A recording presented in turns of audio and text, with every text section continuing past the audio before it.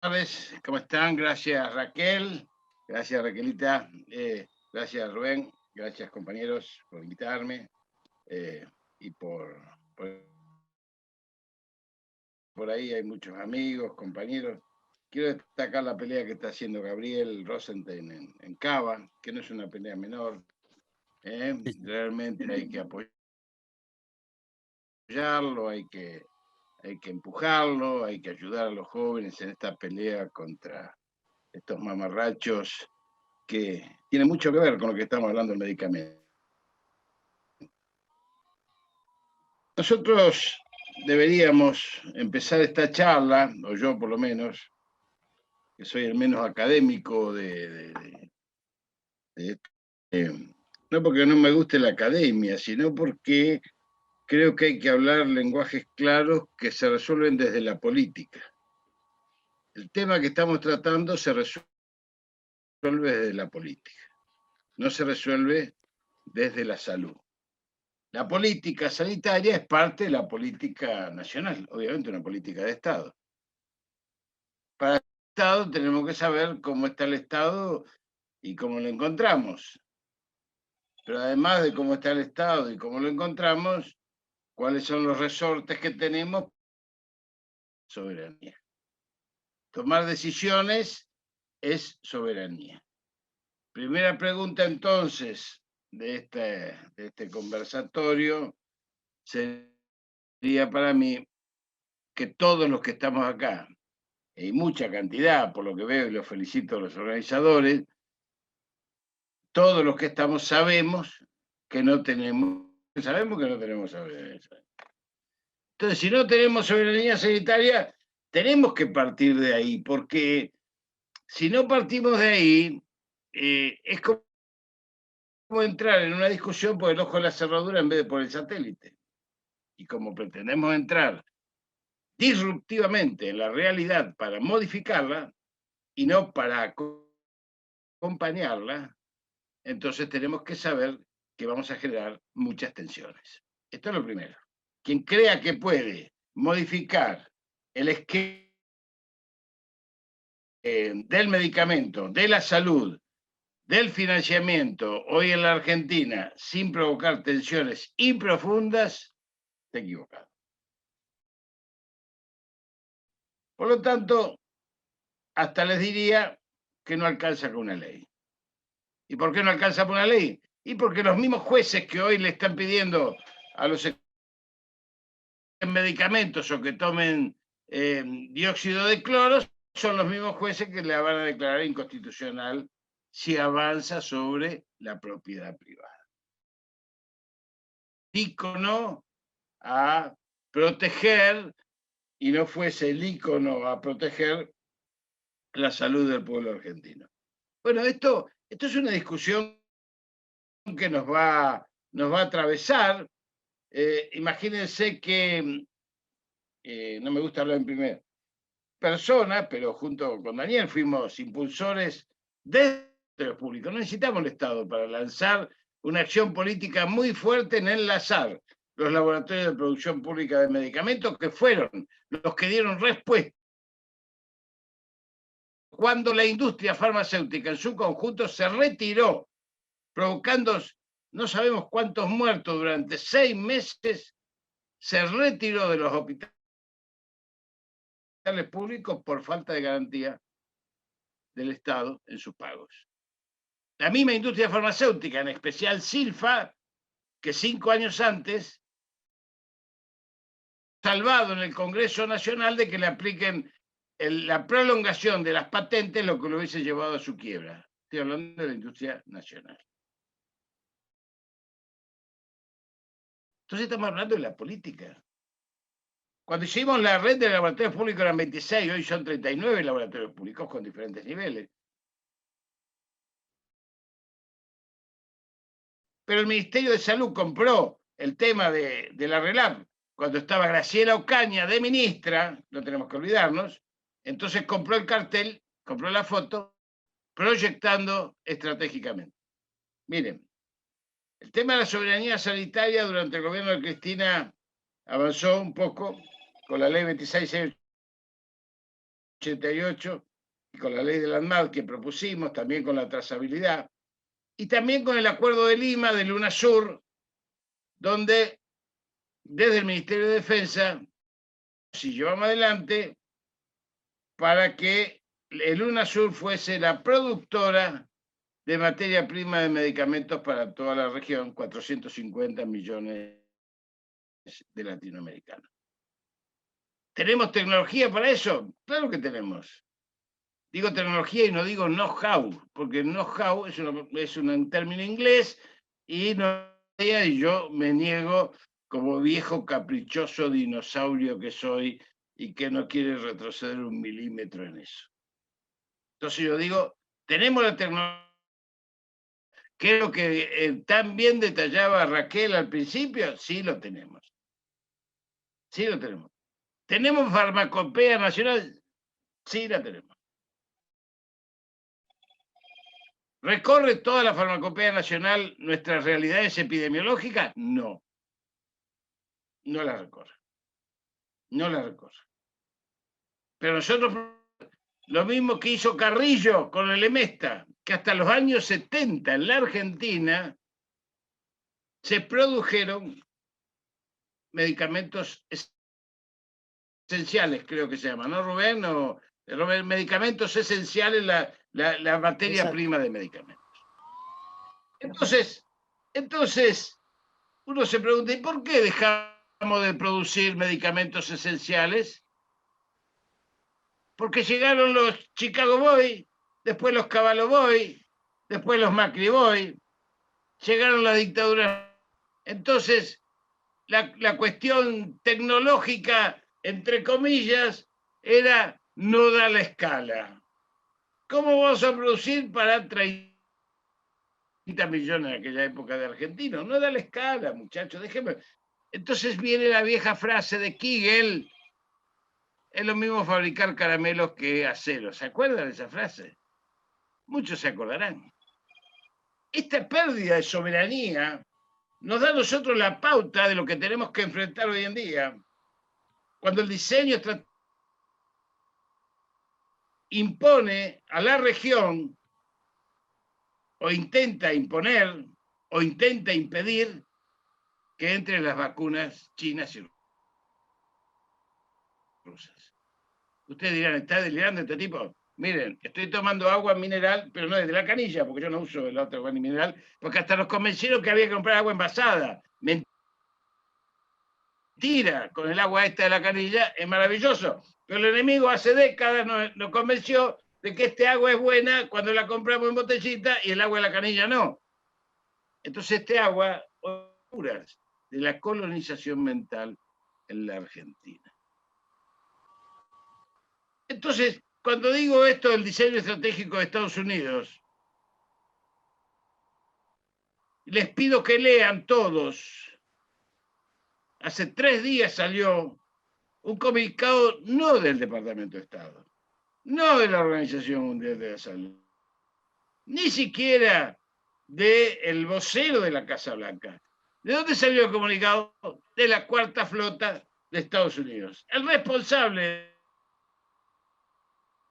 de la Cuarta Flota, recreada después de 40 años para América Latina, dice que la penetración de vacunas chinas y rusas en la región significa una amenaza para la seguridad nacional de Estados Unidos. ¿Qué tal? ¿Les gustó eso? Búsquenlo. Búsquenlo. ¿Qué es esta lucha?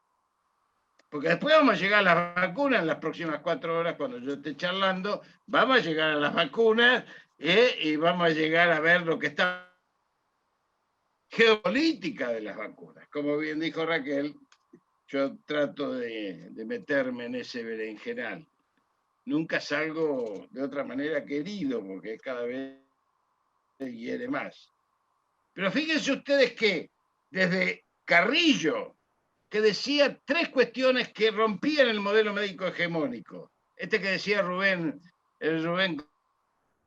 nosotros pareciera que estamos formados los médicos para atender la enfermedad. El sistema nos necesita enfermos y crónicos. Y con los argentinos ni muertos ni sanos les servimos para darle plata. Esto es lo primero que hay que asumir. Por lo tanto, si estamos muertos o estamos sanos, no les servimos. Entonces nunca van a apostar, Rubén, a la prevención. ¿Por qué van a apostar a la prevención si no quieren enfermos? ¿O acaso no están inventando enfermedades para los niños que no existen? Como el déficit de atención. Y los medicamos con ritadina, que no me acuerdo. Raquel, después decirme el nombre antes que me mate Gabriela. Metil, no sé. Metilfenidato. Ah, bueno, gracias. Yo nunca me acuerdo de los nombres técnicos. Como soy cirujano, vio, para mí el bicho más chico es la cucaracha, pero no importa. Yo le pongo un poco de humor porque lo que estamos hablando es muy dramático. Es muy dramático. Estamos hablando de una situación que tendríamos todas las capacidades y ninguna de las posibilidades por ahora. Vamos a poner un solo ejemplo de los sueños estratégicos que tenemos con Daniel, con Nico, con Ricardo, con Alfredo, de esos, los queridos compañeros, Mario, todos, con Raquel. Por ejemplo, ¿qué contribución le haríamos a la salud con una cuestión de medicamentos? Si la producción pública de medicamentos produjese los medicamentos para 7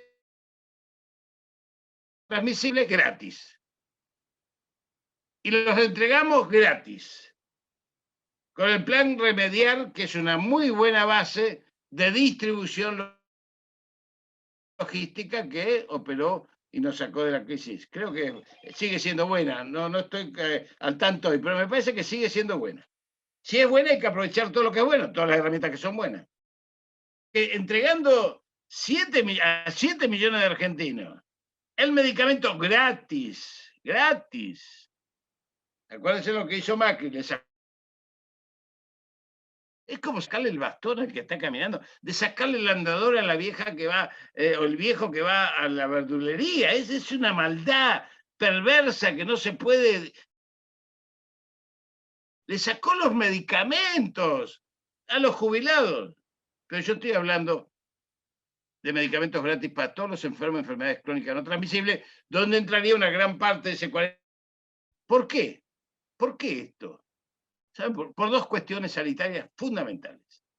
La primera de ellas, que entregando el medicamento podemos controlar, José Ingol, por ejemplo, un hipertenso, ¿cómo te va, Josecito? Podemos controlar un hipertenso si le entregamos el medicamento. ¿Podemos controlarlo? ¿Podemos controlar un diabético? ¿Podemos controlar un enfermo renal? ¿Podemos controlar un cardiópata? Sí, podemos controlar. ¿Cómo no vamos a poder controlar? Le entregamos el medicamento, el control, ¿cuánto lleva? Nada. ¿Y con eso qué evitamos? Uno de los principales daños a la seguridad social, que es justamente la complicación de esas enfermedades. Piensen desde el ACV, piensen en un enfermo que entra en diálisis, piensen en un stent, piensen lo que quieran, piensen en un renal, piensen en una amputación diabética, piensen en una ceguera, piensen lo que sea. Piensemos. Por lo que decíamos de la comercialización y todas esas cuestiones de la publicidad, que las obras sociales sindicales, provinciales y el PAMI tiene de un 10 a un 11% de internaciones en segundo nivel por iatrogenia medicamentosa, fíjense en las arcas de una inversión en salud que en la Argentina no es baja. Porque tenemos 4 sistemas solidarios. Nacionales provinciales, PAMI, sector público hospitalario. Las 3 primeras, así le hago a mis nietos, digo, ¿cuántos dedos ve? Me dicen 4, no, ve 5, no lo ve, ¿qué te pasa? Anda mal de la lista. Bueno, esto que le estoy mostrando, la mesa de las 4 patas, estas 3 son de salario diferido de trabajadores activos y pasivos. Por eso cae la seguridad social.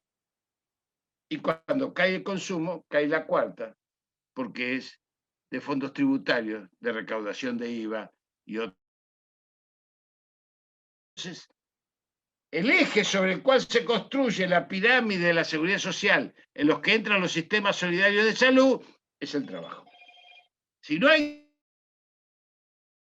trabajo registrado, eso se deteriora. Esto es los 90, típico.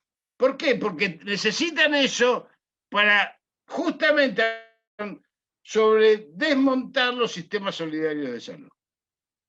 Intrusarlos, violarlos, meterse las prepagas en las obras sociales, hospitales públicos, municipalizar la prestación en un sistema injusto. ¿Qué hace el intendente de Maimará o el intendente de Pirané con su hospital? No sabe qué hacer, quiere quemarlo para sacárselo encima porque es un elefante blanco que no puede manejar, no tiene presupuesto, no tiene nada. El primer médico que pasa le dice, metete. Lo he visto, recorremos el país. Vamos a los lugares más inhóspitos y vemos lo que pasa. Es muy fácil. El intendente de Loma de Zamora tiene la plata para el hospital. El intendente de Quilmes, pero el hospital de Pirané, una población de 8.000 habitantes, se quiere matar. Lo quiere incendiar. Pero además los consumidores, Rubén, no vienen de este esquema que presentaste, que es un esquema perverso de las cámaras. Viene de la Constitución Nacional de vínculo, referido a la salud y habla de los consumidores. Y si habla de los consumidores, el correlato de los consumidores es el mercado. Vos lo dijiste bien. Bien por eso. El mercado es el que entra por la puerta y la solidaridad sale por la ventana.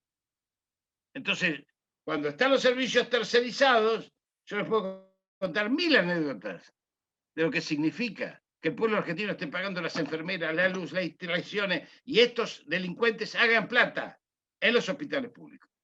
Dice, es por mes, gratis. Pagame la luz, pagame las enfermeras, pagá el servicio, pagá el alquiler. Entonces vamos a hablar si es gratis. O hagámonos socios y vamos juntos en el negocio. Pero esto es parte de la dinámica que estamos intentando llevar adelante en la provincia de Buenos Aires para ponerle coto a esta delincuencia. Pero claro, uno habla del medicamento y dice, ¿cómo haces para producir eso? Mire, el ANLAB justamente tenía una planificación estratégica. Todavía no se ha puesto en marcha. Esperamos ponerla en marcha cuando Daniel sea ministro otra vez de la Nación, como esperamos todos, yo lo digo con todas las letras. Así que lo digo sin pudor, creo que Daniel, es más, voy a decir, Daniel y Ginés fueron los mejores ministros en toda la época democrática, ¿o no? ¿Hubo algunos otros ministros? ¿Quién recuerda otro ministro? Los dos. Y Ginés 8 meses, nada más. Fíjense, y ahora en provincia de Buenos Aires, atajando la pandemia. Entonces, Daniel, Nico, estoy hablando de una... Significa estar durante años trabajando el Patria Salud, pero además los proyectos, los ejes de la propuesta. Miren, el medicamento en la Argentina tiene que basarse en la producción pública de medicamentos. ¿Saben por qué? Porque como el Ministerio de Salud fue vaciado, cuando te nombran ministro de Salud, es lo mismo que te digan entrar a una jaula y comete al león, más o menos lo mismo, ¿viste? ¿Y qué llevo? Nada, los dientes para comer, no, así no se come, me lo va a probar que el león me coma a mí. Bueno, pese a eso, pudimos hacer algunas cosas y otras fracasaron. La ley de genérico de Ginés fue modificada en el Congreso y se le agregó en el artículo 2 el tema de que se podía agregar el nombre fantasía entre paréntesis. Con eso la destruyeron. Con una palabra de genérico. Que además no hay genéricos, son todas copias. Pero nosotros en la producción pública de medicamentos tenemos un problema. Porque esa frase fragmentación de hoy 36 laboratorios no producen en función de objetivos comunes, sino de objetivos provinciales, de objetivos comerciales, incluso como instalados, empresas que son un poco más grandes, como el LIF de Santa Fe, que produce para el 80% de la provincia, donde habría que tipo de pérdida tienen en la producción. Esto que voy a decir ahora es un poco técnico, pero se entiende fácilmente. Si yo tengo 10 medicamentos para producir en San Luis, y tengo una línea de producción, y 10 medicamentos en cada línea de producción, 20 medicamentos, pierdo por mes prácticamente 12 días de producción. Porque tenemos que esterilizar la línea para pasar del paracetamol al enalapril.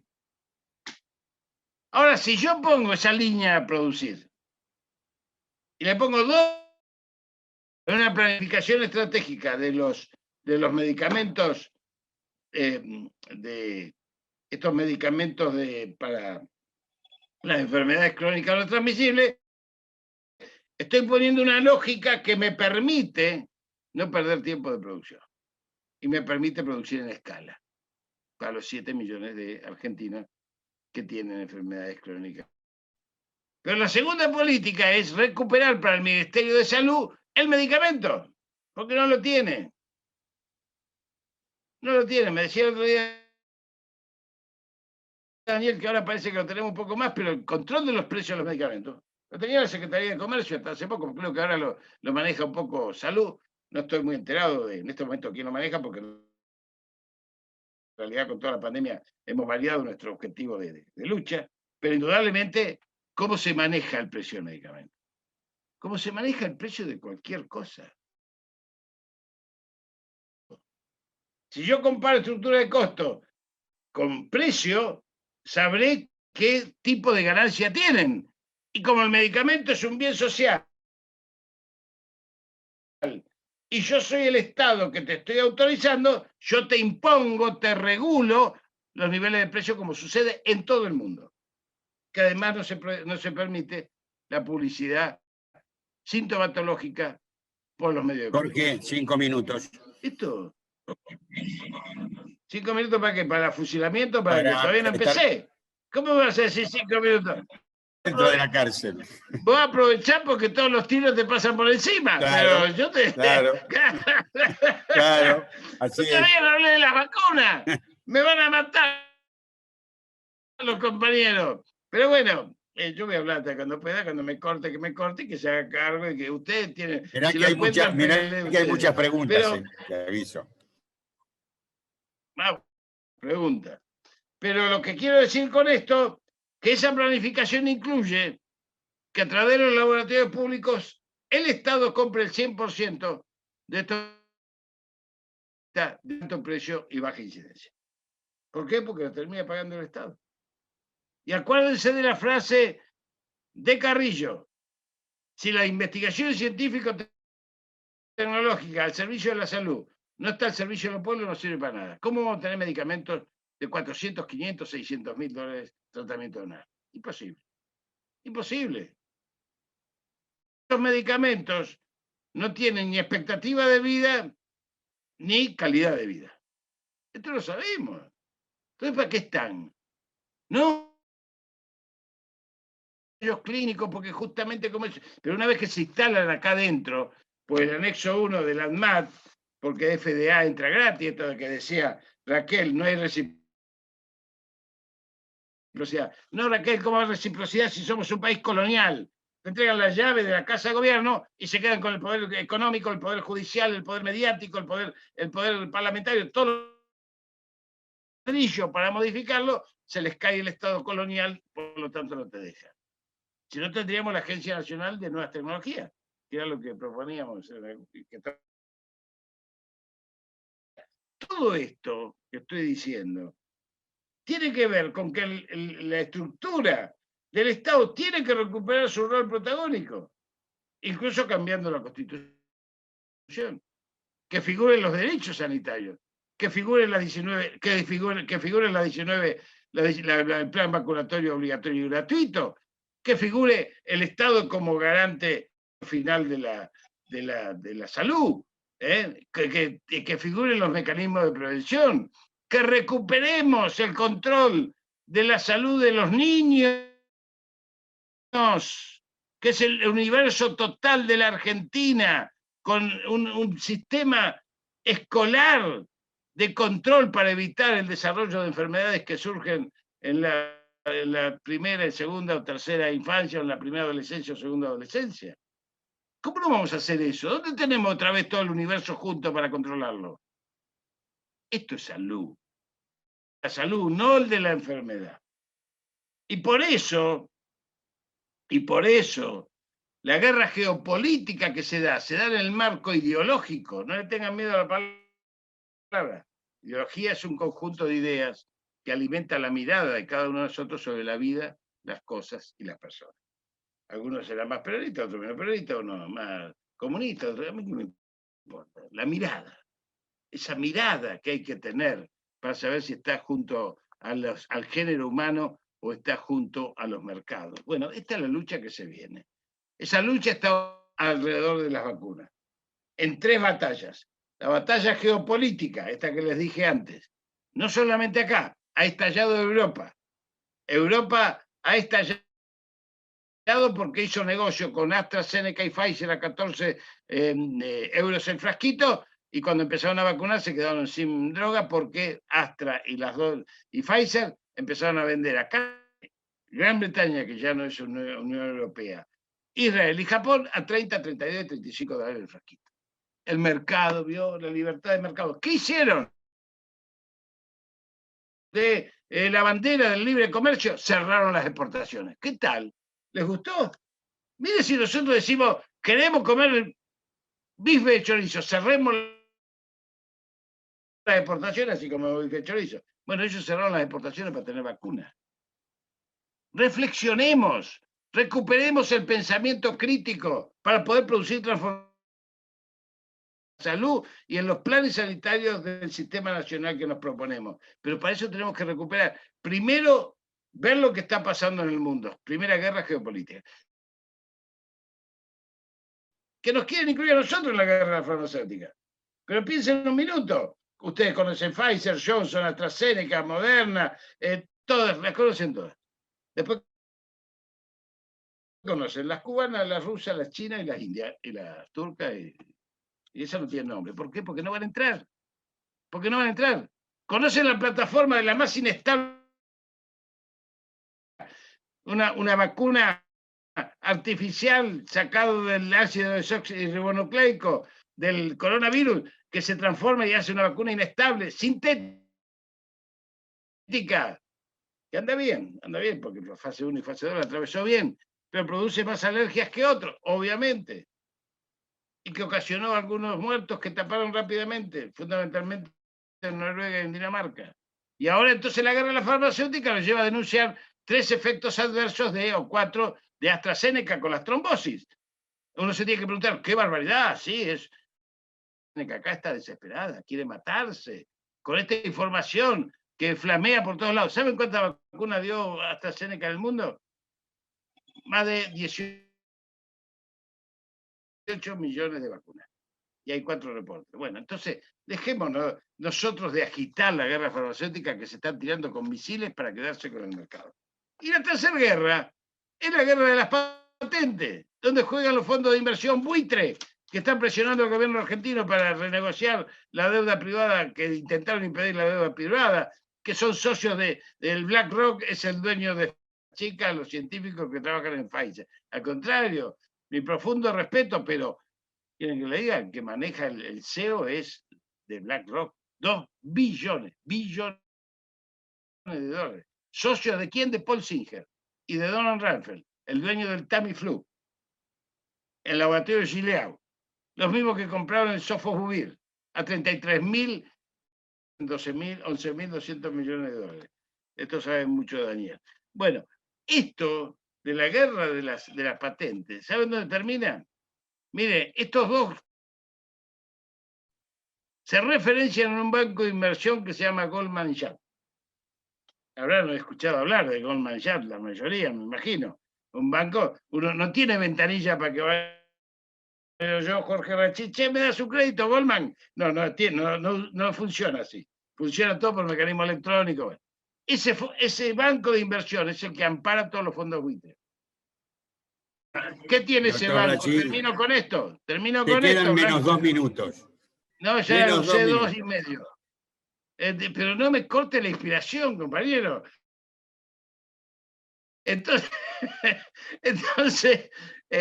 Goldman Sachs, ¿de quién es dueño en la Argentina? Del 50% de Clarín. ¿Les gustó? Entonces yo a Clarín y a La Nación les creo exactamente lo mismo, el precio y el día. Después no les creo nada y desgraciadamente tenemos muchos repetidos que traducen diariamente esa agenda en vez de traducir la agenda nuestra de los 62.000 vacunados por día que tenemos en la provincia.